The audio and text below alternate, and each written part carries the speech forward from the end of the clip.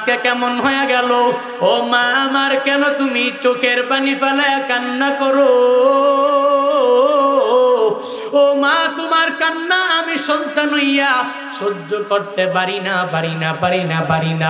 কারণ মা যখন সন্তানের সামনে চোখের পানি ফালায়, পশ্চিমকালে ওই সন্তান মায়ের চোখের পানি বরদাস্ত করতে পারে না।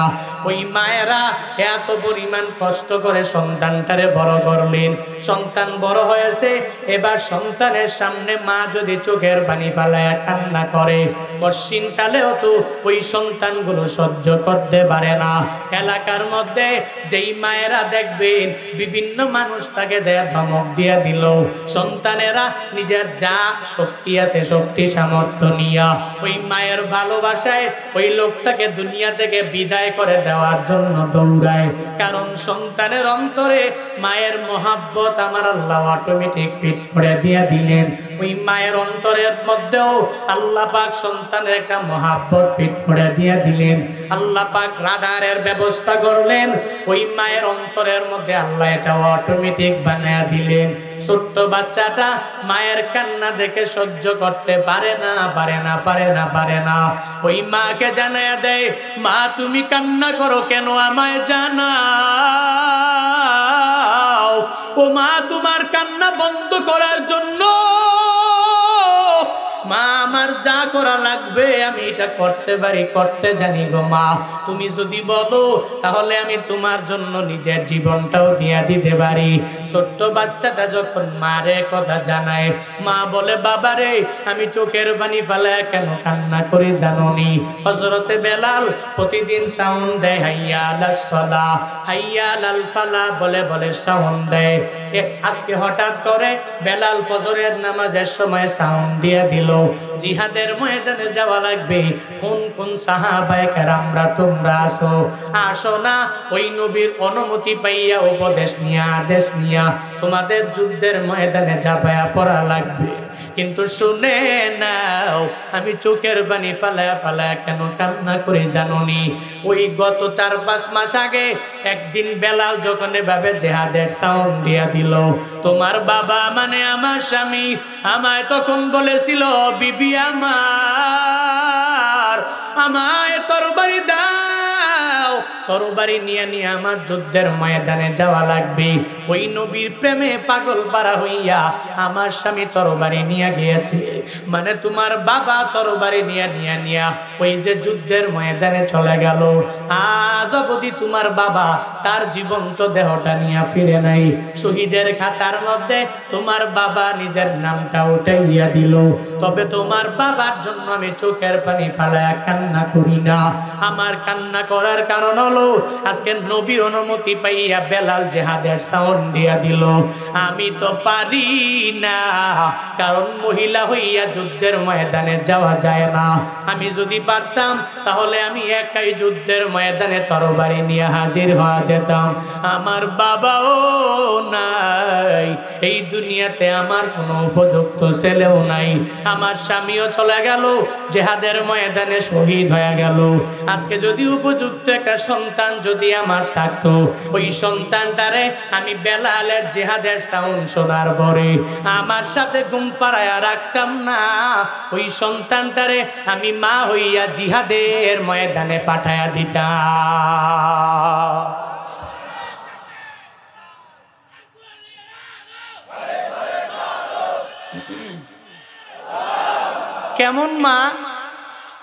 কেমন মা দেখছেন নি? মা কান্না করে কেন? নিজের স্বামীর জন্য না, সন্তানের বাবার জন্য না, ও কান্না করে। যদি আমার উপযুক্ত কেউ থাকতো তাহলে আমি নবীর প্রেমে পাগল পাড়া হয়ে পাঠায় দিতাম একজনকে, যে গিয়া জিহাদের ময়দানে যুদ্ধ করে শহীদ হয়ে যেত। তখন যদি সন্তান আমার হতো তাহলে আমি কাল হাসরের ময়দানে আল্লাহকে বলতাম, আল্লাহ আমি তো একজন শহীদ সন্তানের মা। সন্তানটা এই কথা বলার পরে মা যখন জানায়া দিল সন্তান আমার, ও সন্তান রে, যেহেতু আমার উপযুক্ত কেউ নাই, তাহলে আমি কাউকে পাঠাইতেও পারি না। এজন্য নবীর প্রেমে পাগল বাড়া হইয়া চোখের পানি ফেলায়া ফেলায়া কান্না করি। ছোট্ট বাচ্চাটা বয়স অনেক বেশি এমনটা নয়, রাবিরা বলেন 7 বছর বয়সী বাচ্চা। ওই বাচ্চাটা তখন জানায়া দেয়, ও মা আমার, শুনে নাও শুনে নাও শুনে নাও, তোমার চিন্তা করার কোনো দরকার নাই গো মা, তোমার চিন্তা করার কোনো প্রয়োজন নাই গো মা। ও মা, আমায় তুমি কুলের মধ্যে নিয়ে রওনা হয়ে যাও। ওই নবীর দরবারে আমি যাব, আর নবীর দরবারে যাইয়া জিহাদের ময়দানে যাব, তরবারি নিয়ে যুদ্ধের ময়দানে ঝাঁপিয়ে পড়ব। যুদ্ধের ময়দানে যাওয়ার পরে আমার তাজা রক্তগুলো বিলীন করে দেওয়ার মাধ্যমে আমি তোমাকে একজন শহীদ সন্তানের মা উপহার দিয়া দিব। ওই মা তখন বলে, সন্তান রে, তুই অনেক ছোট, তুই তো জিহাদের ময়দানে যাইয়া তুই তো যুদ্ধ করতে পারবা না, কেমন করে বলো? সে আবারও বলে, ও মা, যদিও তুমি বলো আমি পারবো না, ও মা, তুমি আমায় নিয়া ওই যুদ্ধের ময়দানে চলো চলো চলো, যুদ্ধের ময়দানে আমি যাব। ওই মা সন্তানটারে সঙ্গে লইয়া নবীর দরবারে গিয়া হাজির হয়ে যায় মসজিদে নববীতে। ওই সময়ে নবী ফজরের নামাজ আদায় করে জিহাদের ময়দানে কে কোথায় যাবে, কে কোন জায়গার মধ্যে থাকবে, এগুলার লিস্ট নবী করতে লাগলেন। এক এক করে লিস্টে যখন সাহাবায়ে কেরামরা একটা কাতার করে করে করে করে যখন এরা দাঁড়াইয়া যায়, ওই মহিলাটা সন্তানটারে কুলের মধ্যে লইয়া যাইয়া ওই কাতারের পেছনে গিয়া ও মহিলা দাঁড়াইয়া যায়। মহিলাকে সাহাবায়ে কেরামরা উদ্দেশ্য করে বলে, ও মহিলা, কি এমন হয়ে গেল, তুমি কেন এই কাতারের মধ্যে দাঁড়াইলা? আজকের যুদ্ধের ময়দানে তো তোমাকে নেওয়া হবে না হবে না হবে না হবে না। যুদ্ধের ময়দানে কোনো মহিলা যাওয়ার ব্যাপারে নবীর থেকে কোনো পারমিশন নাই। যাও যাও, ও মহিলা, তোমাকে নেওয়া হবে না, সোজা বাড়িতে চলে যাও। ওই মহিলা তখন সাহাবায়ে কেরামদেরকে জানায়া দেয়, এ সাহাবায়ে কেরাম, আজকে যুদ্ধের ময়দানে আমি যাব না যাব না যাব না। আমার কোলে তাকায়া দেখো, এই 7 বছরের বাচ্চাটা নিয়ে আমি এখানে হাজির হয়ে গেলাম। আমার স্বামী নাই, তোমাদের সাথে যুদ্ধের ময়দানে গিয়া শহীদ হয়ে গেল। আমার এই ছোট বাচ্চাটাকে আমি দুনিয়া থেকে কোনো মায়া নিয়ে বড় করি নাই, আমি তাকে বড় করেছি। আমার স্বামী আমাকে যুদ্ধের ময়দানে যাওয়ার সময় আমায় বলেছে, স্ত্রী আমার এই সন্তানটারে আমার পথের পথিক বানায়, এই সন্তানের মায়া নিয়া ওই স্ত্রী এই সন্তানটাকে ঘরের মধ্যে রাখো না, আমার নবীর প্রেমের সাগরে ডুব দিয়া এরপরে আমার সন্তানটারেও নবীর প্রেমিক বানাইও। আমার স্বামী যেহেতু বলেছে এই সন্তানটাকে যুদ্ধের ময়দানে পাঠানোর জন্য, আমি মা হইয়া সন্তানটারে কুলের মধ্যে লয়া আমি এই কাতারের মধ্যে আইসা দাঁড়াইয়া গেলাম। সাহাবায়ে কেরাম বলে, এটা কেমন কথা, এত ছোট বাচ্চা তো যুদ্ধ করতে পারবে না। প্রশ্ন জাগে কি জাগে না?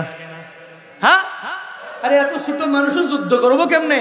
কি কও না কও, পাগল হয়ে গেল নাকি? এরকম প্রশ্ন জাগে কি জাগে না? লা দিদ্দা লাহু ওয়ালা মিসলা লাহু ওয়ালা মাসিলা লা وأشهد أن سيدنا وسندنا وحبيبنا وحبيب ربنا وطبيبنا وطبيب قلوبنا ومولانا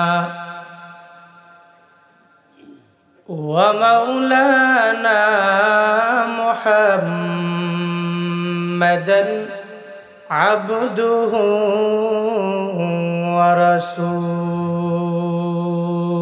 ورسوله صلى الله تعالى عليه وعلى آله وأصحابه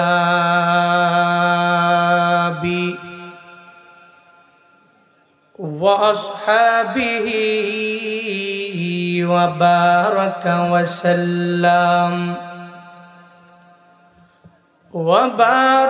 وسلم تسليما كثيرا الذي أرسله الله تعالى بالحق بشيرا ونذيرا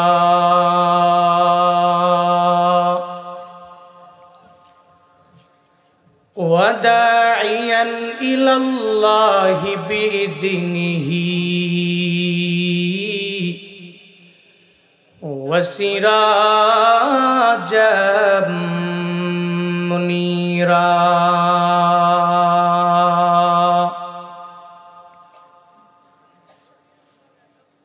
أما بعد فأعوذ بالله من الشيطان الرجيم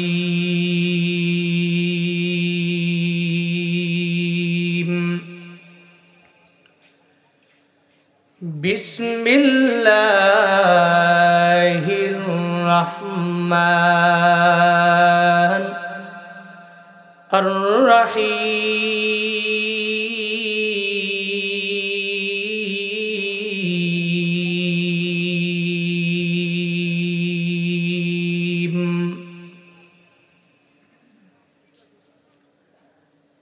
قل أطيعوا الله والرسول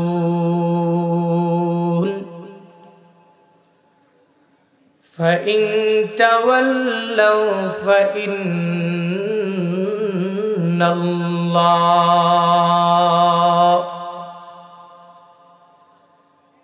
فإن الله لا يحب الكافرين.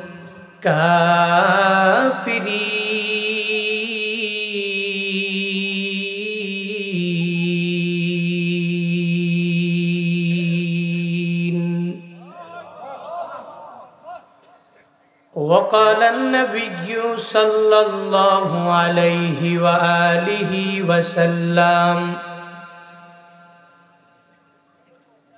من أحب سنتي فقد أحبني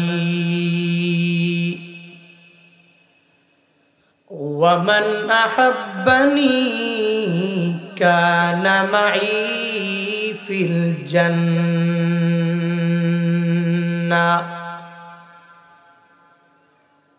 أو كما قال النبي عليه الصلاة والسلام.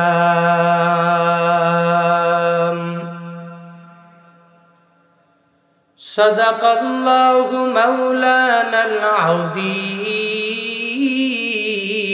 وصدق رسوله النبي الكريم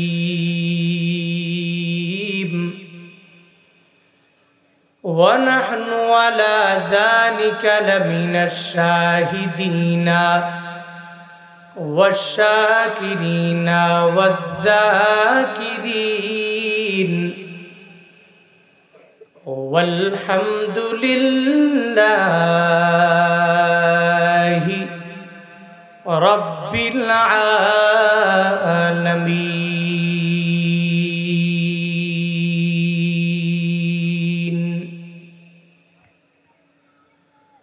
سبحانك لا علم لنا إلا ما علمتنا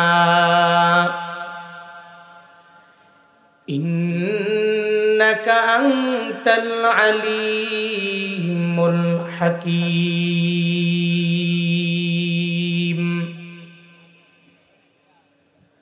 رب اشرح لي صدري ويسر لي أمري واحلل عقدة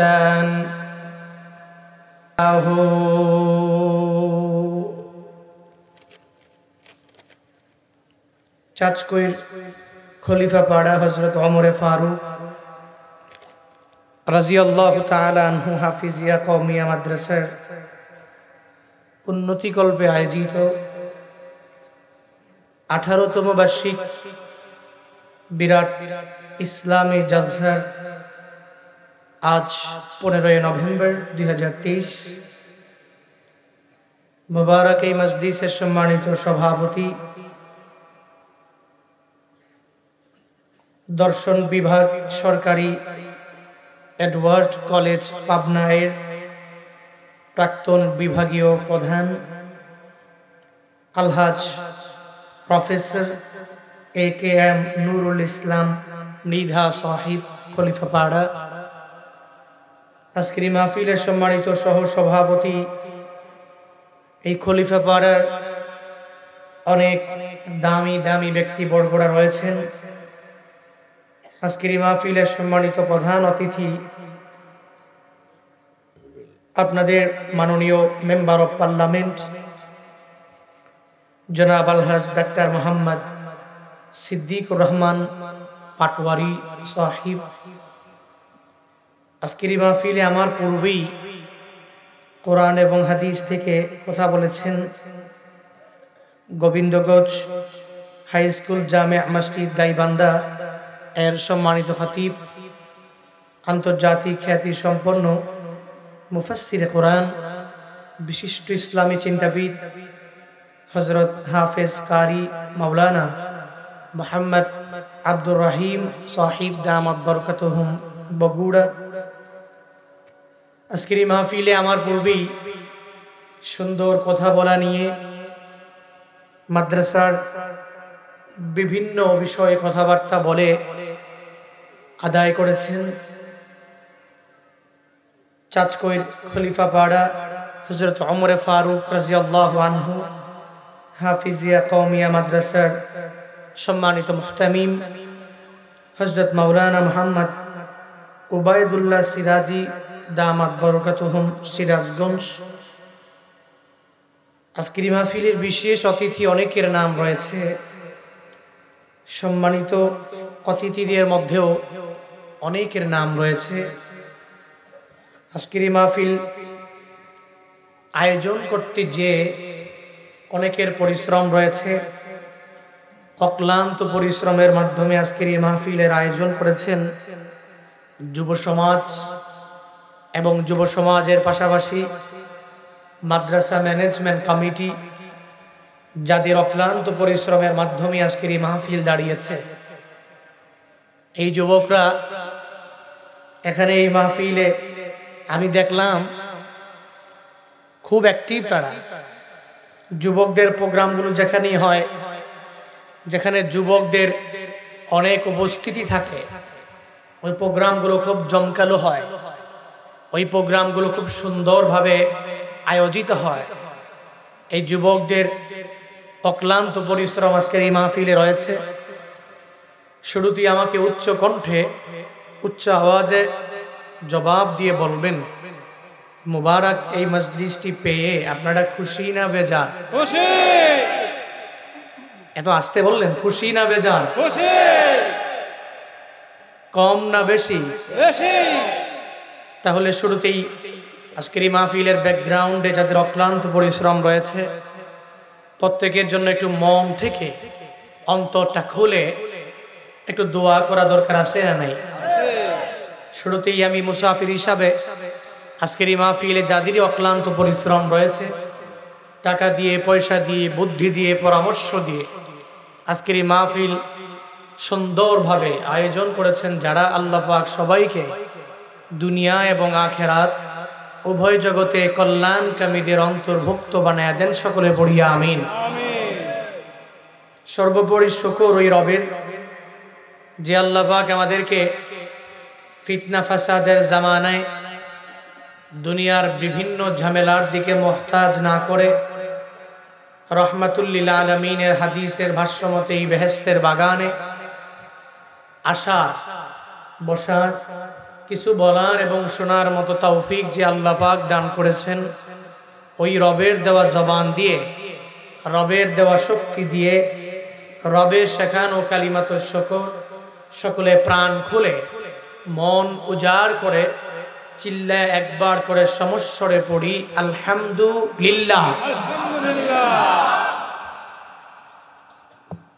আলহামদুলিল্লাহ বলার কারণে গুনাহ হয়েছে নাকি? আলহামদুলিল্লাহ বললে বক্তা বড় হয়ে যায়, হ্যাঁ বক্তার মান বাড়ে। আলহামদুলিল্লাহ বললে খুশি হন কে? আল্লাহ। আরো জোরে বলেন আল্লাহ। সন্দেহ আছে? দুনিয়াতে মেম্বারের গুণগান যদি মেম্বারের সামনে গাই তো মেম্বার বলবে যে বাহ তুমি আমার প্রশংসা করছো মাশাআল্লাহ। মেম্বার তার পেছনে পেছনে তাকে রাখবে, কারণ জানে ও আমার প্রশংসা করে কোশ্চিন কালেও কোনো ক্ষতি করবে না। চেয়ারম্যান এর প্রশংসা যে করবে, চেয়ারম্যান মনে মনে ভাববে মাশাআল্লাহ এই লোক তো বড় ভালো মানুষ, ও আমার প্রশংসা করতে জানে। মৃত্যু পর্যন্ত চেয়ারম্যান তাকে তার জায়গা থেকে দূরে সরাইয়া দিবে না, দূরে ঠেলে দিবে না। মেম্বার অফ পার্লামেন্ট একই রকম, তার প্রশংসা করলে সে মহা খুশি, মাশাআল্লাহ এই এলাকার লোকেরা আমার প্রশংসায় পঞ্চমুখ হয়ে যায়। দুনিয়াতে মানুষগুলো তার প্রশংসা করলে খুব খুশি হয়। আমার আল্লাহ আসমান দিয়েছেন, জমিন দিয়েছেন, আমাকে বানিয়েছেন, আপনার মাকে বানিয়েছেন, আপনার বাবাকে সৃষ্টি করেছেন। এই পৃথিবীতে যা কিছু দেখি আর না দেখি সব কিছু কে বানিয়েছেন? আল্লাহ। আরো জোরে বলেন আল্লাহ। তো আল্লাহ যে বানাইছেন আম করে এত কিছু দিলেন, আমি যদি রবের প্রশংসা করি এটা আলহামদুলিল্লাহ বলার মাধ্যমে এবং আল্লাহ পাকের প্রত্যেকটা আদেশ মানার মাধ্যমে যদি রবের প্রশংসায় নিজেকে পঞ্চমুখ করে দিতে পারি, তাহলে ওই রব আমাদের প্রতি খুশি হবেন না বেজার হবেন? কি মনে হয়, খুশি হবেন না বেজার হবেন? আল্লাহ পাক খুশি হয়ে যায়। এজন্য ওই রবের প্রশংসা আমরা বেশি বেশি করব, পারবো তো ইনশাআল্লাহ? সকলে আবারও আল্লাহকে সন্তুষ্ট করার লক্ষ্যে একবার করে চিল্লায়া পড়ি আলহামদুলিল্লাহ। আরো জোরে পড়ি আলহামদুলিল্লাহ। রবের প্রশংসা সর্বাবস্থায় করব। রাত অনেক গভীর, অনেক কথা শুনেছেন, ইন ফিউচারেও বিভিন্ন প্রোগ্রামে শুনবেন। গভীর রাত তফসিল ঘোষণা হয়েছে, ঢাকা পার হয়ে কুমিল্লা যাব। এলাকার রাস্তাঘাটগুলো ভালো না। আমি গতকাল কি বলেছি, দেশটা একটু অস্থিতিশীল পর্যায়ে চলছে, বিভিন্ন রাস্তাঘাটে চলাফেরা করতেও খুব কষ্ট। এই জন্য ওই দিকে লক্ষ্য করেই অনেক রাত আমি করব না, যতক্ষণ করব কিছু কথা খুতবায়ে তিলাওয়াতকৃত আয়াতে কারিমার উপরে বলবো।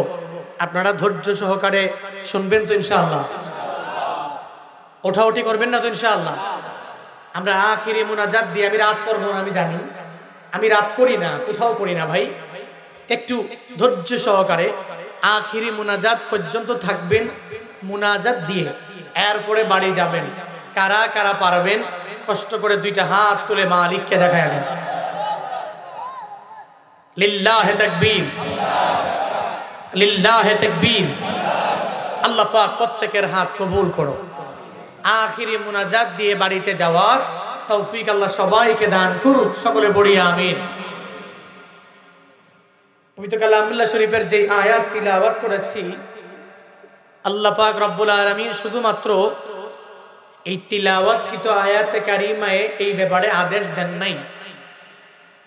আল্লাহ পাক কোরআনে মাজিদে বিভিন্ন জায়গায় এই ইতোয়াত করার ব্যাপারে আল্লাহ আদেশ দিয়েছেন। আর আল্লাহ পাকের যেটা আদেশ, এটা বান্দার জন্য মানা ফরজে আইন, মানতে হবে। কারণ আদেশটা তো দুনিয়ার কোনো ব্যক্তির নয়, কোনো বক্তার বানানো নয়। এই আদেশটা কে করেছেন? আরো জোরে বলেন। আল্লাহ পাক যেই জায়গায় আদেশ করেন, এই আদেশ কি দামি না কম দামি? আল্লাহ ওয়ার রাসূল ফাইন তাওয়াল্লাউ ফাইন্নাল কাফিরিন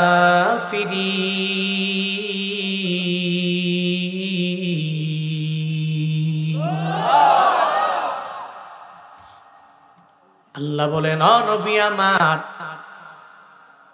আপনার উম্মতের আপনি জানায়া দিবেন আমার বান্দা যারা দুনিয়ার মধ্যে আছে এদেরকে আপনি বলে দেন, আমার বান্দারা মানে আপনার দুনিয়াতে উম্মত যারা, এরা এক আল্লাহর ইতাআত করবে, এক আল্লাহর আনুগত্য করবে। ওই আল্লাহর আনুগত্য এরা কেমনে করবে? বলে আল্লাহকে দেখা যায় না, ছোঁয়া যায় না, আল্লাহকে ধরা যায় না, আল্লাহকে তো দেখতে পারি নাই, তো আমার মাওলাকে কেমনে আমি ইতাআত করব? আমি বক্তা সাহেব যদি সবাইকে বলি আমাকে অনুসরণ করা লাগবে, তাহলে আমাকে মানতে যাইয়া সব মানুষেরা আমার দিকে তাকাইয়া তাকাইয়া চিন্তা ভাবনা করবে, হুজুর কোন টুপি পরলো, ওই টুপিটাই গিয়া গিয়া আমার সব জায়গা থেকে বাজার থেকে কিনে আমার মাথায় লাগানো লাগবে। কোন পাঞ্জাবিটা পরলো, ওই পাঞ্জাবিটা আমারও সুন্দরভাবে লাগাইয়া হুজুরের পূর্ণাঙ্গ ইতাআত আনুগত্য আমার করা লাগবে। শুধু তাই না, হুজুর যদি সানগ্লাস পরে আমি পরবো, হুজুর যদি না পরে আমার পরা যাবে না। এক কথায় এক আল্লাহর বান্দাকে ইতাআত করলে তাকে দেখে দেখে দেখে দেখে ইতাআত করা যায়, তাকে দেখে দেখে আনুগত্য করা যাবে। কিন্তু আমার আল্লাহকে তো এমন কোনো এখানে বান্দা নাই যে আমার আল্লাহকে দেখতে পেয়েছে। আল্লাহকে যেহেতু দেখে নাই, তাহলে ওই আল্লাহকে ইতাআত আমি আর আপনি কেমনে করব? বলে আল্লাহ পাক এত সুন্দর করে কোরআনে মাজিদ আমারে আপনারে দিয়া দিলেন, ওই নবীর মাধ্যমে দীর্ঘ 23 বছর লাগাইয়া আমার মাওলা দিয়া দিলেন। একসাথে দেয় নাই যে আল্লাহ এই কোরআনটাকে আমার জন্য আপনার জন্য নাজিল করলেন। আল্লাহ পাক লাউহে মাহফুজ থেকে প্রথম আসমানের মধ্যে কোরআনটা নাজিল করলেন সূরা কদর। ওই সূরা কদরের মধ্যে আল্লাহ পাক জানায়া দিলেন, ইন্না আনজালনাহু ফি লাইলাতিল কদর ওয়া মা আদরাকা মা লাইলাতুল কদর। আল্লাহ পাক সূরা কদরে এই কোরআনের নাজিলের ব্যাপারে, নুজুলের ব্যাপারে আল্লাহ জানায়া দিলেন। আল্লাহ পাক বলেন, হে আমার বান্দারা শুনে নাও, আমি আল্লাহ এই কোরআন নাজিল করেছি ফেরেশতাদের মাধ্যমে, প্রথম আসমানের মধ্যে নাজিল করলাম। এরপরে ওই জায়গা থেকে আমার নবীর কাছেই পুরাটা কোরআন একসাথে আমি আল্লাহ নাজিল করি নাই। ওই কোরআনটাকে আমি আল্লাহ নাজিল করলাম নাজমান নাজমান নাজমান। কোন কোন প্রেক্ষাপটে কোন জায়গার মধ্যে নাজিল করা লাগবে, এই কোরআনটাকে তোমাদের বিপদ থেকে বাঁচার জন্য, মুসিবত থেকে বাঁচার জন্য। তুমি যেই জায়গায় আটকায়া গেছো, আল্লাহর এই কোরআনটা খুলে খুলে বান্দা তোমার সমাধান তুমি নিয়ে নাও। আল্লাহ পাক তোমাকে আমাকে এই কোরআনটা দিয়া দিলেন, দুনিয়ার কোনো বান্দার কথা না। আল্লাহর কোরআনের মধ্যে আল্লাহকে যদি পূর্ণাঙ্গভাবে ইতাআত করতে চাও, ওই রবকে যদি আনুগত্য করতে চাও, তাহলে আল্লাহর কোরআনটাকে ফলো করে নাও। কারণ এই কোরআনের ভাষা দুনিয়ার কোনো মনীষীর না, দুনিয়ার কোনো পয়গাম্বরের কথা আমার আল্লাহ দেয় নাই। দুনিয়ার বড় বড় কোন ওলিয়া উলিয়ার কথা আল্লাহ কোরআনে দেয় নাই। এই কোরআনের মধ্যে যা আমার আল্লাহ দিয়া দিলেন সব কিছু একজনেরই কথা, চিল্লায়া বলো তার না। এই কালামে জিন্দা কুরআনে হাকিম, হিকমতে উ লা ইয়াজালাস্তু কাদিম, জামিউল ইলমি ফিল কুরআনে হাকিম, তাকাসারাত আনহু আফহামুর রিজালি, বকা কুরআন কালামুল্লাহ বসনো, কদিমাস্তি কদিমাস্তি নইনো। আল্লাহ পাক বলেন, আমি আল্লাহকে তুই ইতাআত করে নাও, আমি আল্লাহকে তুই আনুগত্য করে নাও। তো আল্লাহকে তো দেখা যায় না, আল্লাহকে পাইলাম না, আল্লাহকে ছোঁয়াও যায় না। আল্লাহ পাকের কোরআন দ্বারা নিজের জিন্দেগিটা গঠন করে নাও। নিজের ব্যক্তিগত জীবন থেকে নিয়ে রাষ্ট্রীয় জীবন পর্যন্ত এই কোরআনটার সামনে নিয়ে গাইডলাইন হিসাবে যে কোরআনটা আমার আল্লাহ দিয়ে দিলেন, আল্লাহর এই কোরআনটাকে বান্দা তোমার আমার সবার মানা লাগবে। আল্লাহ পাক বলেন, এক নম্বরে নবী আপনার উম্মতের আপনি জানায়া দিবেন, আপনার উম্মতেরা এক নম্বরে ইতাআত করবে কার? হ্যাঁ, এক নম্বরে আল্লাহর ইতাআত করো। ওই আল্লাহকে তো যেহেতু দেখলাম না, তো কোরআনের ইতাআত বান্দা আরম্ভ করে দাও, কোরআন দ্বারা জিন্দেগি গঠন করে নাও। এটা এক নম্বরে। এরপরে কোরআনের পরে আমার নবীর সুন্নাত, ওই নবীকে ইতাআত করা আরম্ভ করো। ওই নবীকে ইতাআত কেমনে করবা? বলে ওয়াল্লাযীনা আমানু, যারা আল্লাহ এবং রাসূলকে মেনে মেনে ঈমানদার, এরা যেমনে যেমনে দুনিয়াতে চলে এদের মতো শিখে শিখে এদের মতো বান্দা তুমি হয়ে যাও।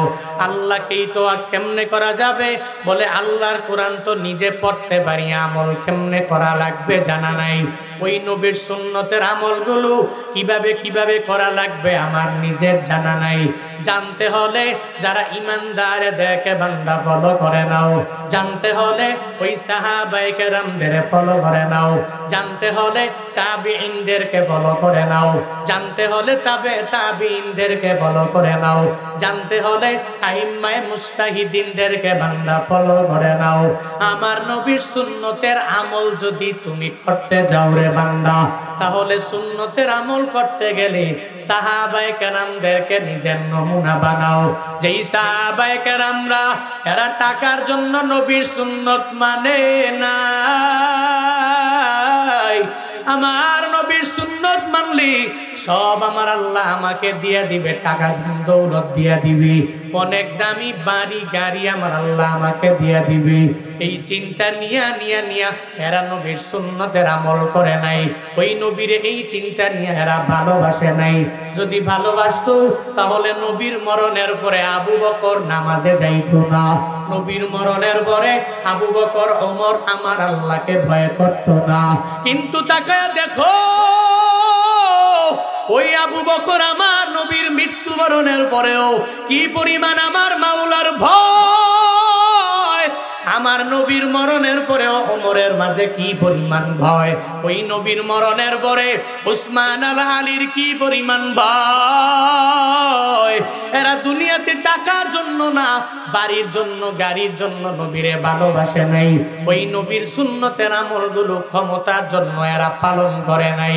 যদি করত তাহলে নবীর ছোট ছোট সাহাবী যারা, এরাও যুদ্ধের ময়দানে যাওয়ার জন্য পাগল পারা হয়ে যাইতো না।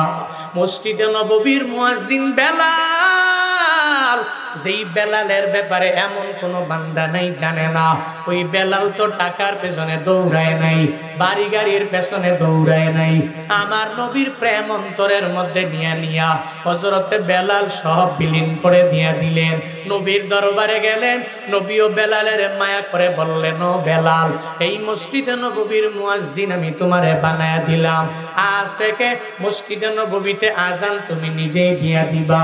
নবীর অনুমতি নিয়া নিয়া হযরতে বেলাল আজান দিয়া দেয়। প্রতিদিন হাইয়া আলাস সালাহ হাইয়া আলাল ফালাহ বলে বলে যখন আওয়াজ দেয়, মানুষগুলো বেলালের সাউন্ড শুনে নামাজের দিকে দৌড়ায়। হযরতে বেলাল মানুষকে যখন নামাজের দিকে ডেকে আনি, মানুষও পাগল পারা হইয়া আমার নবীর পেছনে নামাজ পড়ার জন্য দৌড়ায়। কারণ নামাজে গেলে সফল কাম হওয়া যাবে, আল্লাহ সফলতার সর্বোচ্চ শিখরের মধ্যে পৌঁছায় দিবি। হযরতে বেলাল প্রতিদিন আজান দেয়, ও মানুষ নামাজে আয়। প্রতিদিন ওই বেলাল আজান দিয়া দিল। একদিন ফজরের নামাজের সময় হযরতে বেলাল আজানের মধ্যে হাইয়া আলাস সালাহ বলে, হাইয়া আলাল ফালাহ বলে, এর জায়গায় আবার বাড়ায়া দিল হাইয়া আলাল জিহাদ। প্রথমবার বলে নামাজে আসো, কল্যাণের দিকে আসো। এরপরে বেলাল মিনারার মধ্যে দাঁড়াইয়া সবাইকে উদ্দেশ্য করে জানায় দিল, ও সাহাবীরা, জিহাদের ময়দানে যাওয়া লাগবে, তোমরা আসো। নবীর অনুমতি পাইয়া জিহাদের সাউন্ড যখন দিয়া দিল, মসজিদ নববীর পাশে এক আল্লাহর বান্দির বাসা। ওই মহিলা ওই ঘরের মধ্যে শুয়া শুয়া চোখের পানি ফালায়া কান্না করে। যখন চোখ দিয়া বেয়ে বেয়ে পানি পড়ে, এক ফোঁটা চোখের পানি তার একটা 7 বছরের বাচ্চা তার পাশেই যখন শুয়া অবস্থায় ছিল, ওই মায়ের এক ফোঁটা চোখের পানি যখন সন্তানের উপরে গড়ায়া গড়ায়া যখন পড়ে গেল, লাফ দিয়া ঘুম থেকে জেগে দেখে জনম দুঃখিনী মা চোখের পানি ফালায়া ফালায়া কান্না করে। ওই ছেলে মাকে জানায়া দেয়, মা বেলাল সাউন্ড দেওয়ার পরে কেন তুমি চোখের ব্রো? ও মা বুঝলাম না, হযরতে বেলাল প্রতিদিন যখন সাউন্ড দিয়া দেয়, তুমি বেলালের সাউন্ড শুনে মা নামাজের মুসল্লায় দাঁড়াইয়া যাও, নামাজ পড়ে এরপরে তুমি কোরআন তিলাওয়াত নিয়া কোরআন নিয়া বসো, এরপরে নবীর মুখ নিশ্চিত বাণীর উপরে আমল করে নাও। কিন্তু মা আজকে কেমন হয়ে গেল? ও মা আমার কেন তুমি চোখের পানি ফেলায় কান্না করো? ও মা তোমার কান্না আমি সন্তান হইয়া সহ্য করতে পারি না। কারণ মা যখন সন্তানের সামনে চোখের পানি ফালায়, পশ্চিমকালে ওই সন্তান মায়ের চোখের পানি বরদাস্ত করতে পারে না। ওই মায়েরা এত পরিমাণ কষ্ট করে সন্তানটারে বড় করলেন, সন্তান বড় হয়েছে, এবার সন্তানের সামনে মা যদি চোখের পানি ফালায় কান্না করে, পশ্চিমকালেও তো ওই সন্তানগুলো সহ্য করতে পারে না। এলাকার মধ্যে যেই মায়েরা দেখবেন বিভিন্ন মানুষ তাকে যে ধমক দিয়া দিল, সন্তানেরা নিজের যা শক্তি আছে শক্তি সামর্থ্য নিয়া ওই মায়ের ভালোবাসায় ওই লোকটাকে দুনিয়া থেকে বিদায় করে দেওয়ার জন্য দৌড়ায়। কারণ সন্তানের অন্তরে মায়ের মহাব্বত আমার আল্লাহ অটোমেটিক ফিট করে দিয়া দিলেন। ওই মায়ের অন্তরের মধ্যেও আল্লাহ পাক সন্তানের একটা মহাব্বত ফিট করে দিয়া দিলেন। আল্লাহ পাক রাডারের ব্যবস্থা করলেন, ওই মায়ের অন্তরের মধ্যে আল্লাহ এটা অটোমেটিক বানায়া দিলেন। ছোট্ট বাচ্চাটা মায়ের কান্না দেখে সহ্য করতে পারে না। ওই মাকে জানায়া দেয়, মা তুমি কান্না করো কেন, আমায় জানাও। ও মা তোমার কান্না বন্ধ করার জন্য মা আমার যা করা লাগবে আমি এটা করতে পারি, করতে জানি গো মা। তুমি যদি বলো তাহলে আমি তোমার জন্য নিজের জীবনটাও দিয়া দিতে পারি। ছোট্ট বাচ্চাটা যখন মারে কথা জানায়, মা বলে বাবা রে আমি চোখের পানি ফালায় কেন কান্না করি জানোনি? হযরতে বেলাল প্রতিদিন সাউন্ড দেয়, হাইয়া আলাস সালাহ হাইয়া আলাল ফালাহ বলে বলে সাউন্ড দেয়। আজকে হঠাৎ করে বেলাল ফজরের নামাজের সময় সাউন্ড দিয়ে দিল, জিহাদের ময়দানে যাওয়া লাগবে। কোন কোন সাহাবায়ে কেরামরা তোমরা আসো না? ওই নবীর অনুমতি পাইয়া উপদেশ নিয়া আদেশ নিয়া তোমাদের যুদ্ধের ময়দানে ঝাঁপায়া পড়া লাগবে। কিন্তু শুনে নাও, আমি চোখের পানি ফালায়া ফালায়া কেন কান্না করে জানোনি? ওই গত 4-5 মাস আগে একদিন বেলাল যখন এভাবে জিহাদের সাউন্ড দিয়া দিল, তোমার বাবা মানে আমার স্বামী আমায় তখন বলেছিল, বিবি আমার আমায় তরবারি দাও, তরবারি নিয়ে নিয়ে আমার যুদ্ধের ময়দানে যাওয়া লাগবে। ওই নবীর প্রেমে পাগল পারা হইয়া আমার স্বামী তরবারি নিয়ে গিয়েছে, মানে তোমার বাবা তরবারি নিয়ে ওই যে যুদ্ধের ময়দানে চলে গেল। আজ অবধি তোমার বাবা তার জীবন্ত দেহটা নিয়ে ফিরে নাই। শহীদের খাতার মধ্যে তোমার বাবা নিজের নামটা উঠাইয়া দিল, তবে তোমার বাবার জন্য আমি চোখের পানি ফালায়া কান্না করি না। আমার কান্না করার কারণ হলো আজকে নবীর অনুমতি পাইয়া বেলাল জিহাদের সাউন্ড দিয়া দিল। আমি তো পারি না, কারণ মহিলা হইয়া যুদ্ধের ময়দানে যাওয়া যায় না। আমি যদি পারতাম তাহলে আমি একাই যুদ্ধের ময়দানে তরবারি নিয়ে হাজির হওয়া যেতাম। আমার বাবাও নাই, এই দুনিয়াতে আমার কোনো উপযুক্ত ছেলেও নাই, আমার স্বামীও চলে গেল, জিহাদের ময়দানে শহীদ হয়ে গেল। আজকে যদি উপযুক্ত একটা সন্তান যদি আমার থাকতো, ওই সন্তানটারে আমি বেলালের জিহাদের সাউন্ড শোনার পরে আমার সাথে ঘুম পাড়ায়া রাখতাম না, ওই সন্তানটারে আমি মা হইয়া জিহাদের ময়দানে পাঠায়া দিতাম।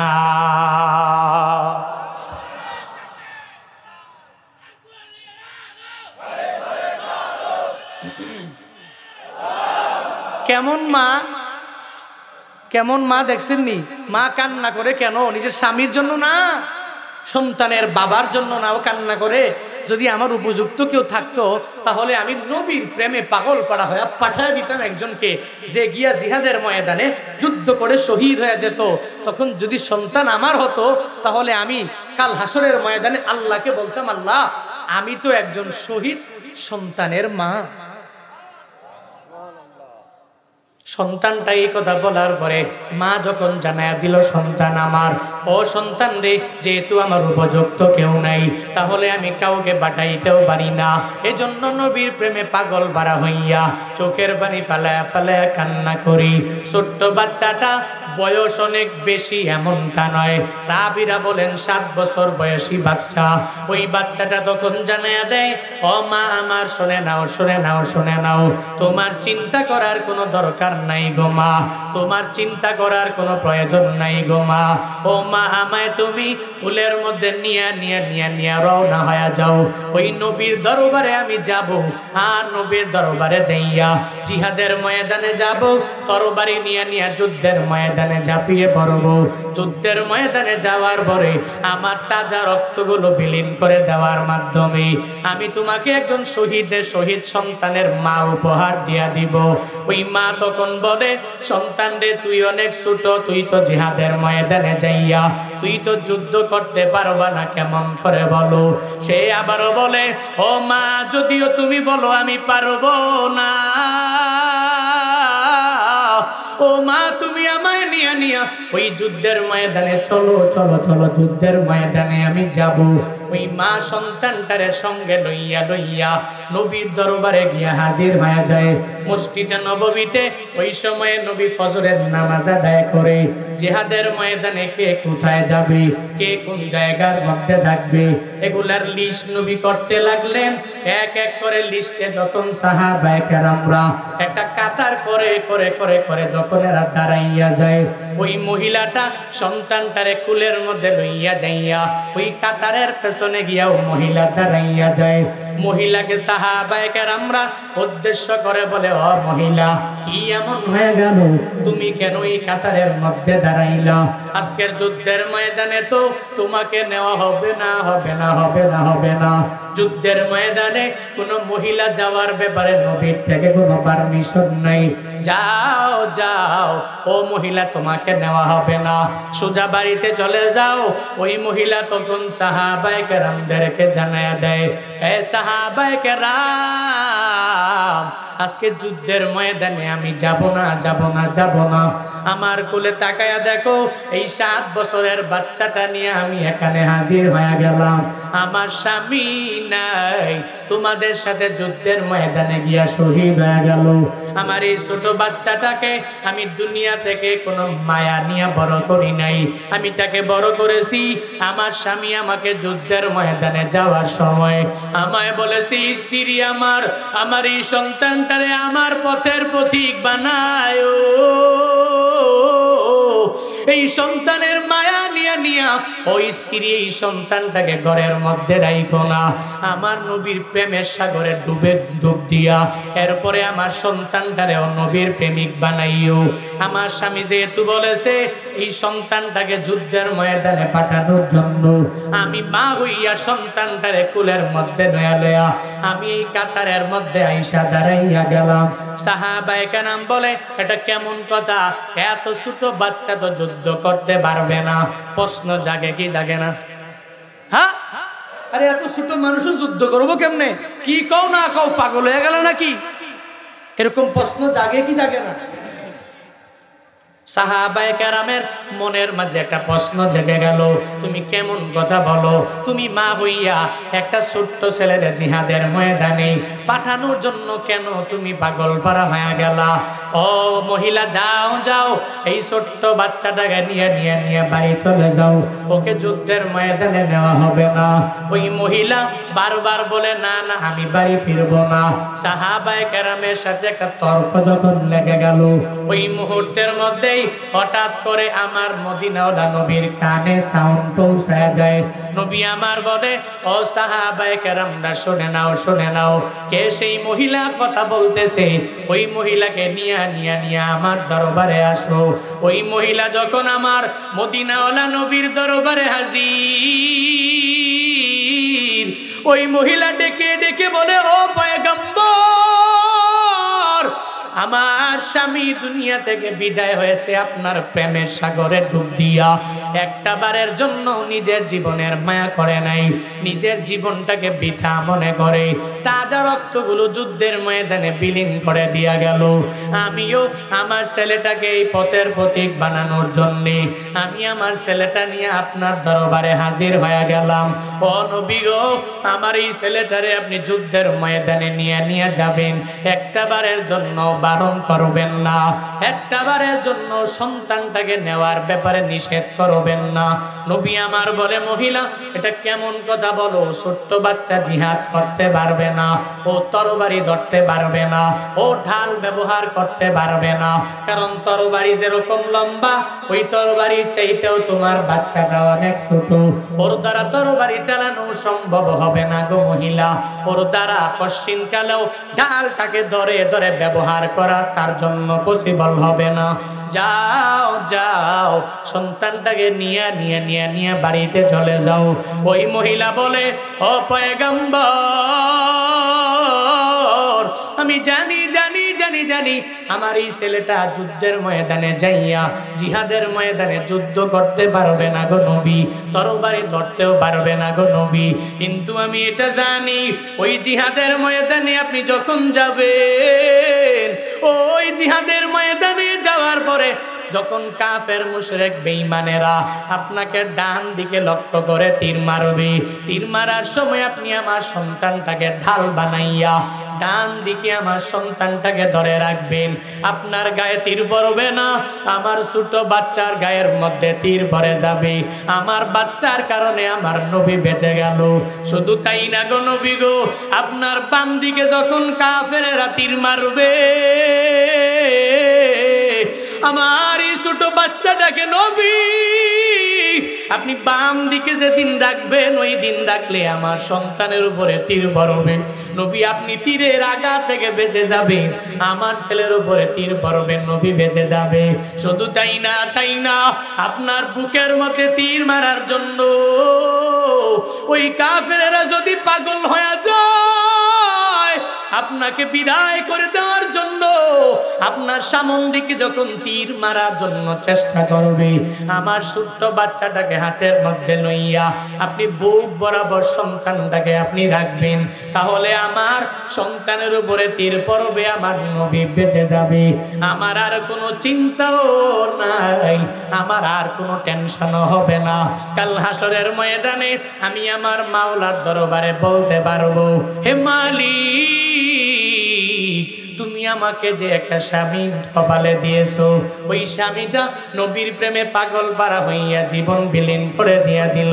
শুধু তাই না, আমার মায়া করে একটা ছেলে তুমি আমাকে দিয়া দিলা, ওই ছেলেটাকেও আমি নবীর প্রেমের প্রেমিক বানাইয়া দুনিয়া থেকে বিদায় করে গিয়েছে, একবারও আফসোস করি নাই। কাল হাসরের ময়দানে আমার মাওলার দরবারে যেদিন আমি বলবো, ও আল্লাহ, আমি জানি আমার কোনো আমল নাই, কোনো কিছুই আমার নাই, তবে ও দয়ার মালিক, হাসরের ময়দানে আমি তোমার দরবারে হাজির হয়ে গেলাম। আমি আমার স্বামীকে একবারের জন্য যুদ্ধের ময়দানে যাইতে বারণ করি নাই। শুধু তাই না, আমি আমার ছেলেটাকে একবারের জন্য বারণ করি নাই। হাসরের ময়দানে আল্লাহর কাছে যখন আমি এই কথা জানায়া দিব, আল্লাহ হয়তো আমার ছেলে অথবা আমার স্বামীর উসিলায় আমাকে মাফ করে করে করে জান্নাতে ঢুকাইয়া দিতে পারে। সুবহানাল্লাহ, জোরে বলেন সুবহানাল্লাহ। আল্লাহ হয়তো আমার জিন্দেগিতে কোনো আমল নাই, কোনো ভালো কাজ হয়তো করতে পারি নাই, কিন্তু স্বামীটা আমার বিদায় করেছি, নবীর মহাব্বতে বাদ করে দিয়েছি, তাকে গুরুত্ব দেই নাই, নবীর প্রেমটাকে প্রায়োরিটি দিয়েছি। আমার একটা ছেলে ছিল, ছোট ছেলে, ওই ছেলেটাকেও আমি প্রায়োরিটি দেই নাই, আমি আমার নবীর প্রেমটাকে প্রায়োরিটি দিয়েছি, নবীর ভালোবাসাকে প্রায়োরিটি দিয়েছি, প্রাধান্য দিয়েছি। আজকে আমার ছেলের দরকার নাই, আমার নবী দুনিয়াতে বেঁচে থাকুক, কাল হাসরের ময়দানে আল্লাহ পাক আমাকে উসিলায় মাফ করে জান্নাতে দিয়ে দিতে পারে। সুবহানাল্লাহ পড়েন। ওই মহিলা বলে আমার সন্তানটাকে নিয়ে যাবেন, কোনো অসুবিধা হবে না, তার গায়ের মধ্যে তীর পড়বে, নবী আপনি আমার সন্তানের কারণে বেঁচে যাবেন। এই কথা বলার পরে নবী আমার বলে আবেগে কোনো কাজ করা যাবে না, ও মহিলা যাও যাও, আমি তোমার বাচ্চাকে নিয়ে ওয়াদা করে দিলাম, যখন সে বড় হয়ে যাবে আমি তাকে সঙ্গে করে লইয়া বড় বড় যুদ্ধের ময়দানে আমি নবী নিয়ে যাব, আমি কমান্ডার থাকবো, তোমার এই ছেলেটা আমার পাশেই সফর সঙ্গী হয়ে যাবে। মহিলাটা কোনোভাবেই মানতে চায় না, নবী বারবার বলার পরে নবীর আদেশ তো অমান্য করা যাবে না। সন্তানটাকে নিয়ে যখন বাড়ির দিকে রওনা হয়ে যায়, পথিমধ্যে যাওয়ার পরে ওই সন্তানটা কোল থেকে লাফ দিয়া নেমে যায়। সন্তানটা লাফ দিয়া নামিয়া তার মাকে জানায় দেয়, মা তুমি কোথায় নিয়ে যাও? বলে বাবারে আমি তোরে নিয়ে যাই তোর বাড়িতে নিয়ে যাই। কেন নিয়ে যাও? আমি কি যুদ্ধের ময়দানে যাব না গো মা। এই কথা বলার পরে ওই মা জানায় দেয়, না না, নবী তোমাকে নিবে না, নবী বারণ করেছে, নবীর আদেশকে অশ্লীল কালেও অমান্য করা যাবে না, যাবে না, যাবে না, যাবে না। যাও যাও, দুইজনে মিলা বাড়িতে চলে যাও। নবীর আদেশ কি অমান্য করা যায়? করা যাবে? কশিন কালেও নবীর আদেশ তো অমান্য করা যাবে না। হায় হায়, নবী তো বারণ করছে, যাওয়া যাবে না, যাবে না, যাও বাড়ি চলে যাও। তো আমি এজন্য নবীর আদেশকে অমান্য করতে পারি নাই, নবীর আদেশকে অমান্য করতে পারি নাই, এ কারণে আমি তোমাকে নিয়ে বাড়ির দিকে রওনা হয়ে গেলাম, যাতে করে কাল হাসরের ময়দানে বলতে পারি আল্লাহ নবীর প্রেমে গিয়েছিলাম, কিন্তু নবী বারণ করেছে, এজন্য আমি নবীর বারণটাকে নিজে পূর্ণাঙ্গভাবে মেনে আমি আবার বাড়ির দিকে ব্যাক করেছি। এজন্য নবীর সুন্নতের আমলটা করতে পেরেছি।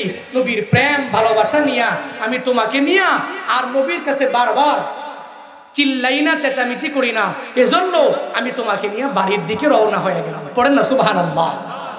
দেখেন মহিলা কি পরিমাণ ঈমানওয়ালা। মহিলা বলে নবী বারণ করেছে, আমি এই জন্য বারণ করার পরে চেঁচামেচি করি না, নবীর কাছে বারবার বলি নাই। নবীর সম্মান রাখতে যায় আমি আমার ছোট্ট বাচ্চাটাকে নিয়ে বাড়ির দিকে রওনা হলাম। পথিমধ্যে যাওয়ার পরে হঠাৎ করে ওই ছোট্ট বাচ্চা বলে, মা তুমি কোথায় যাও? আমাকে কি নবীর দরবারে নিয়ে যাবা না? কেমন কথা! ছোট্ট বাচ্চা, 7 বছরের বাচ্চা, ও জিহাদের ময়দানে যাওয়ার জন্য পাগল পারা হয়ে গেছে। মা সন্তানটাকে কুলের মধ্যে লয়া এরপরে সন্তানটাকে যখন নিয়ে বাড়ির দিকে রওনা হয়ে যায়, পথিমধ্যে যাওয়ার পরে সন্তানটা লাফ দিয়ে মায়ের কুল থেকে নেমে ওই মাকে জানায় দেয়, মা তুমি যাওয়ার কোনো দরকার নাই, ওই যুদ্ধের ময়দানে আমি নিজেই যাব নবীর দরবারে, তুমি আমাকে নিয়ে যাও। এবার যখন দৌড়াইয়া ওই নবীর দরবারে যা রওনা হয়ে গেলেন, নবীর দরবারে পৌঁছে গেলেন। নবীর দরবারে যাওয়ার পরে নবী আমার বলে, তোমাকে না বারণ করে বাসার মধ্যে পাঠিয়ে দিলাম, হ্যাঁ ছোট্ট বাচ্চা, কেন তুমি আবার আমার সামনে হাজির হয়ে গেলা? ব্যাপারটা তো আমি বুঝতে পারলাম না। অবাক করা বিষয় হয়ে গেল। নবী তাকে বারণ করে পাঠিয়ে দিলেন, সে আবার নবীর দরবারে চলে আসলো। সে বলে, নবী গো, আপনি আমাকে বলেছেন বাড়িতে রওনা করার জন্য, বাড়িতে যাওয়ার জন্য। ও নবী, না না, আমি বাড়িতে যাইতে পারি না, রাজি না। ও নবী গো, আমি আপনার সাথে যুদ্ধের ময়দানে গিয়া হাজির হয়ে যাব। কেমনে যাবা? আমি তোমাকে বারণ করে দিয়া দিলাম তুমি বাড়ি যাওয়ার জন্য, কিন্তু তুমি আমার সাথে যাওয়ার জন্য পাগলপাড়া হয়ে গেলা। পাগলপাড়া হয়ে গেলা, তোমাকে আমি বারণ করলাম তুমি যাও, কিন্তু আবার আমার সাথে যাওয়ার জন্য কেন এভাবে বারবার বলছো? যখন বারবার বলতেছে, এবার ছোট্ট সাহাবীটা নবীকে একটা উদাহরণ দেয়। নবী, আমি আপনাকে একটা উদাহরণ দিব। কি উদাহরণ বলো তো? উদাহরণ হলো, আমি তো ছোট মানুষ, মা যখন চুলার মধ্যে আগুন জ্বালায়, আগুন জ্বালানোর সময়ে ওই মায়ের সাথে আমি বসে থাকি প্রতিদিন ফজরের নামাজের পরে। মা চুলার মধ্যে আগুন জ্বালায়, আমি মায়ের পাশে বসে থাকি। তখন বসে থাকা অবস্থায় আমার মাকে আমি দেখি, মা শুরুতেই বড় বড় লাকড়িগুলো চুলার মধ্যে ঢুকায় না। আপনাদের বিবিরা, আপনাদের মায়েরা যখন রান্না করে বড় লাকড়িগুলো দিয়ে কি আগুন ধরায়, নাকি ছোট ছোট লাকড়ি দিয়ে আগে আগুন ধরায়? কোনটা দিয়া? সবাই বলেন। ছোট ছোট লাকড়ি দিয়া আগুন ধরায়। তো আমি ওইটা দেখে নবী আমি শিখতে পেরেছি, ছোট্ট একটা লাকড়ি, এই লাকড়ি দিয়ে আমার মা ওই জায়গায় আগুন জ্বালিয়েছে। এরপরে এখান থেকে স্তর বাই স্তর, স্তর বাই স্তর আস্তে আস্তে আগুনটা ধরেছে। আগেই বড় লাকড়িগুলো দেয় না, আগে দেয় ছোট লাকড়ি, এরপরে দেয় বড় লাকড়ি। সো আমি বুঝতে পেরেছি মাঝে মাঝে বড়দের ছাড়াও ছোটদের দ্বারাও কাজ হয়, মাঝে মাঝে ছোটদের দ্বারাও কাজ শুরু হয়ে যায়। এরপরে বড়রা এসে এসে ওই কাজের লিডার হয়, ওই কাজের বড় নেতা হয়, ওই কাজে সর্বাবস্থায় আগায়া যায়। এজন্য তো যুবকরা মাঝে মাঝে মুরব্বীরাও বলে ঠিক আছে যুবকদেরকে দিয়া দিলাম, ওরা কাজ করুক, আমরা পিছন থেকে লিড দিব, যত কিছু করা লাগবে সব যুবকরা করবে, আমরা খালি লিডার, আমরা নেতা, আমরা এক এক করে এই অর্ডার এই অর্ডার এই অর্ডার সব কিছু দিয়া দিব, যুবকরা করবে। কারণ মাঝে মাঝে মুরব্বীরা তো পরিশ্রম করতে পারে না, শ্রম দিয়ে মাঠে নামতে পারে না, এই যুবকদের উপস্থিতির মাধ্যমে, এই যুবকদের কার্যক্রমের মাধ্যমে ওই কাজটাতে আল্লাহ পাক পরিপূর্ণ বরকত দিয়া দেয়। বড়রা না থাকলেও ছোটদের কিছু কিছু কাজে আল্লাহ পাক বরকত দিয়ে ওই কাজটাকে পরিপূর্ণ সফলতার সর্বোচ্চ শিখরে আল্লাহ পাক পৌঁছায় দেয়। ছোট্ট সাহাবে কি বলে, আমি আমার মায়ের সামনে বসে বসে আমি দেখেছি আমার মা বড় লাকড়িগুলো দেয় না, ছোট ছোট লাকড়িগুলো আগে দেয়, আগুন জ্বলে, এরপরে বড় লাকড়িগুলো দেয়। বলার পরে নবী বললেন বাপরে বাপ, ছোট মানুষ এত বড় বড় পর্যায়ের এক উদাহরণ তুমি দিয়া দিলা। নবী অবাক হয়ে গেলেন, বাপরে বাপ, এখন তুমি কি চাও? বলে আমি চাই আমি যুদ্ধের ময়দানে আজকে যাবই যাবই যাব। আমার বাবা যেই লাইনের পথিক হয়েছে আমিও ওই লাইনের পথিক হয়ে যাব, আর ওই লাইনের পথিক হয়ে আমি যুদ্ধের ময়দানে গিয়ে শহীদ হব। তবে ছোট মানুষ যুদ্ধের ময়দানে যাওয়ার পরে অনেকের গায়ে লাগবে না, মানুষ ছোট, তো মানুষ ছোট হলেও তাদের ঈমানটা অনেক পরিমাণ মজবুত ছিল। মানুষ ছোট তারার পরে নবীর প্রতি এত পরিমাণ মহাব্বত তাদের অন্তরে, এত পরিমাণ মহাব্বত নিয়ে নবীকে বলতে লাগলেন, ও পয়গম্বর আমার, যুদ্ধের ময়দানে আমি যাব, আমি সবার সামনে দাঁড়াইয়া যাব, সব সাহাবায়ে কেরামরা, নবী আপনিও পিছে থাকবেন, আমি সামনে দাঁড়াবো। দাঁড়ানোর পরে কাফের মুশরিক বেঈমানেরা মনে করবে এত ছোট্ট বাচ্চা নিয়ে যুদ্ধের ময়দানে এরা চলে এসেছে যুদ্ধ করার জন্য। যখন এটা বলে বলে আমি গুনাহগার ছোট বাচ্চার উপরে কাফের মুশরিক বেঈমানেরা যখন একটা তীর নিক্ষেপ করবে, প্রথম তীরটা আমি ছোট্ট বাচ্চার গায়ের মধ্যে ভরে যাবে, আর সাথে সাথে আমার গায়ে যখন তীরটা পড়বে রক্তগুলো বের হয়ে যাবে। ওই যুদ্ধের ময়দানে সব বড় বড় সাহাবীদের মাধ্যমে যুদ্ধ শুরু হবে না, ওই যুদ্ধের ময়দানে আমি ছোট সাহাবীর মাধ্যমে যুদ্ধের দামামা বেজে উঠবে। ও নবী আমার, যদিও আমি ছোট, যদিও আমার বয়স অনেক কম, যদিও আমি অনেক ছোট মানুষ, এরপরে ওই যুদ্ধের ময়দানে আমার মাধ্যমে দামামা বেজে উঠবে, যুদ্ধ আমার মাধ্যমে শুরু হয়ে যাবে।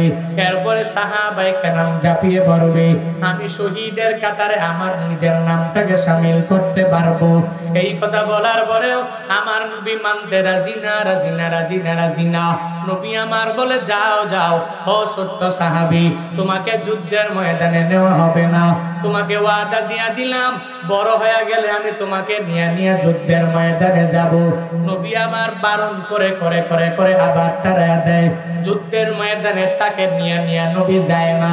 নবী যখন সাহাবায়ে কেরামকে সঙ্গে লইয়া যুদ্ধের ময়দানে রওনা হবে, ওই দিক থেকে আমার মাওলা আল্লাহ পাক ফেরেশতাকে পাঠিয়ে দিলেন জিবরাইল, যাও যাও আমার নবীকে নিয়ে গিয়া জানায়া দাও, ওই নবীকে শোনায়া দাও, ওই নবী ছোট্ট সাহাবীদের বারবার বারবার বারণ করে ওকে জিহাদের ময়দানে নেওয়া যাবে না, জিহাদের ময়দানে ও যেতেও পারবে না।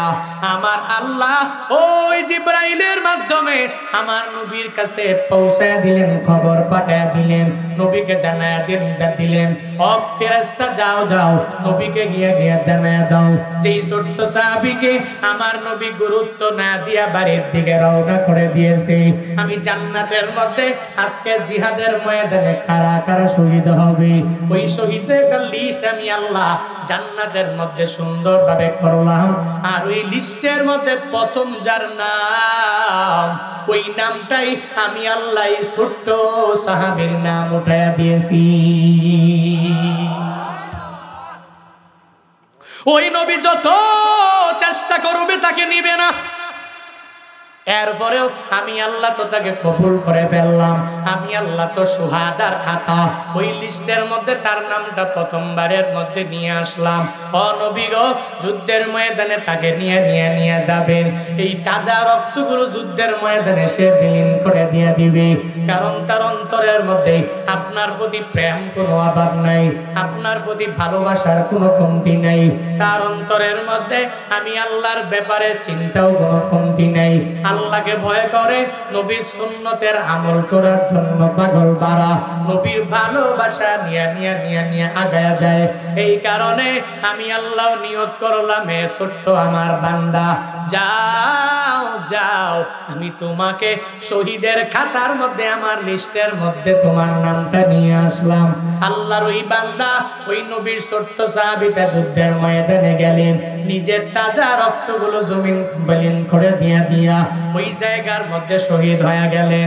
এই ঘটনা কেন আনলাম? বলে এখন তো আমরা আর তোমরা নবীরে মানি, নবীর সুন্নতের উপরে আমল করতে পারি না। নবীরে ভালোবাসি ঠিকই, কিন্তু দাড়িগুলোকে আজও পর্যন্ত লম্বা করতে পারি নাই।